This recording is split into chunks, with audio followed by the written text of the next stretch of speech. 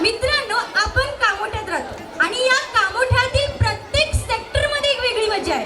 परंतु आपल्या शाळेतील या सेक्टरमध्ये एक वेगळाच धमाल होणार आहे. काय होणार आहे कुणाला माहितीये का? जाऊ द्या, मीच सांगते.